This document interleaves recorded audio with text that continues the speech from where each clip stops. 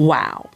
Wow, wow, wow. This was one hell of an episode. There were more new twists and advantages. There was this incredible immunity comp. Plus the downfall of our first showmance in a while. This episode was a wild one, y'all, so let's get into it. So episode 7 opens up with Jam Jam talking about playing from the bottom of the group. He's clearly hurting, but he's doing his best to cover it up with humor. Just because nobody is like saying anything, just in case you feel like it's gonna be awkward. It is. We're all gonna listen to it. Okay, you bitch. No, I'm kidding. This scene actually gave me some high hopes for Jam Jam's game. I mean, essentially he has nowhere to go but up from here. And seeing his optimism shine through really showcased that. I just think that Jam Jam might be out of the trenches for just a little bit. Meanwhile, things start to heat up for Matt when he finally figures out that his idol is a fake. He was even able to piece together that Danny was the mastermind behind the whole thing. Nice. Or like, I found the fake one and I can show it to you. So someone has the real one. I'm like 90% sure it's Danny. I underestimated Danny, but clearly he's making big moves. I honestly was not expecting this level of insight from Matt this late on in the game, so good for him. After a while, it's time for everyone to head off to the next immunity challenge.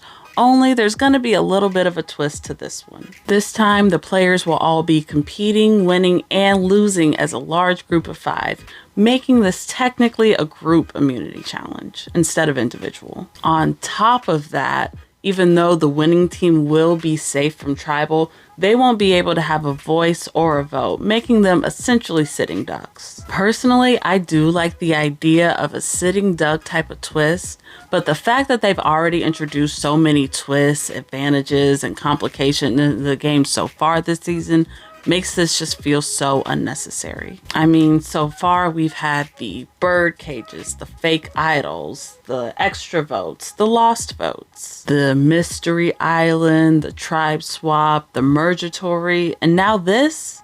I'm tired. When the competition finally kicks off, it is immediately tense as the orange team almost all drop, leaving Frannie up there alone to fend for herself. It really looked like all was lost, but Frannie was miraculously able to outlast everyone else on the purple team and emerge victorious.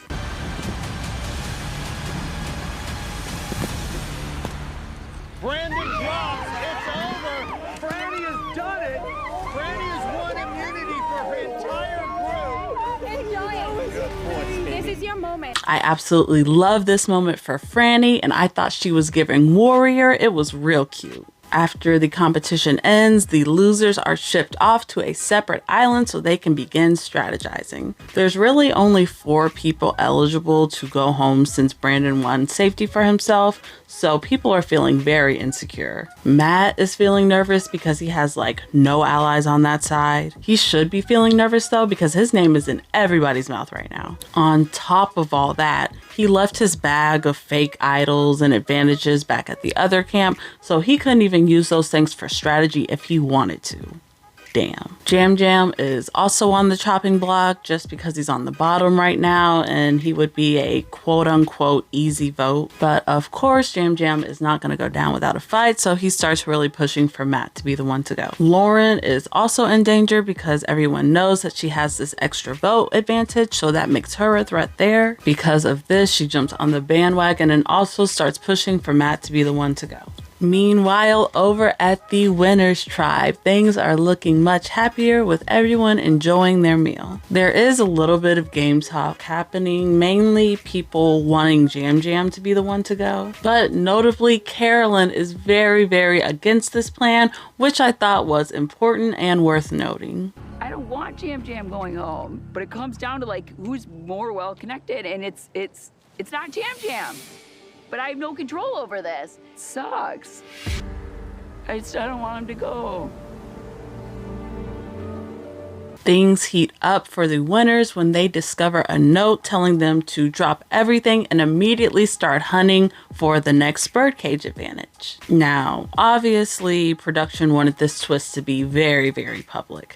It kind of puts the winner in a tough spot, But hey, I guess power is power. After they're out there searching for a while, we see that Heidi is the one that discovers the power. It ends up being this control the vote advantage, where Heidi can basically tell anyone to vote how she wants to at this next tribal. Again, this twist is okay on its own, but with all of the other crap that they've already thrown into the season, it just feels so unnecessary. So now we're basically in a situation where a lot of the power in the game has shifted over to Heidi. She could go with the Carolyn and Carson group and target Matt, or she can go with the Matt and Frannie group and target Jam. Again, it's a tough spot to be in, especially since it's so public and everyone is giving her their 2 cents. But if it were me, I'm going with the group that had my back more before I came into power, okay? So with all of this uncertainty in the air, it is time for the group to go to tribal council. Right off the bat, you can tell Matt is feeling hella nervous because he is up there scrambling. I was wondering if that is my bag, if I was able to like wander over there and, you know what I mean? Did somebody bring his bag? No. All right. It's worth a shot, Jeff. Chow, he just knew he was going home. May I offer you a papaya in these trying times? You know, as a gesture of peace, Jeff. Maybe tonight we don't have to snuff any torches. Maybe we can all just go back to the camp and be friends. Like, this is crazy, this game. When it is Heidi's turn to go up to make her move, she announces that she will be using her power to target Jam and take away Lauren's vote. This was, of course, to no avail because when the votes are read, Matt is still the one that is voted out. Yikes. It sucks that Matt left right as he was about to start really making some big moves in the game, but hey, sometimes it's how the cookie crumbles.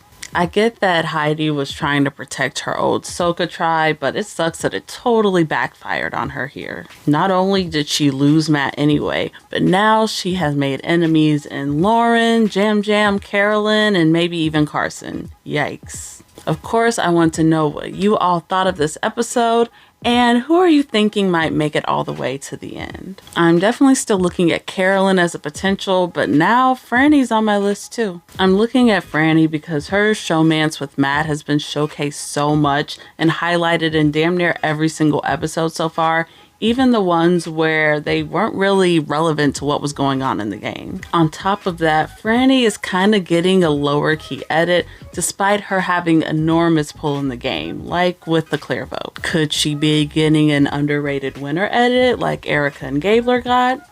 Maybe, I don't know. Either way, I cannot wait to see where the season will go for here, especially now that everybody is hopefully officially merged. I will chat with you all later, but until next time, bye.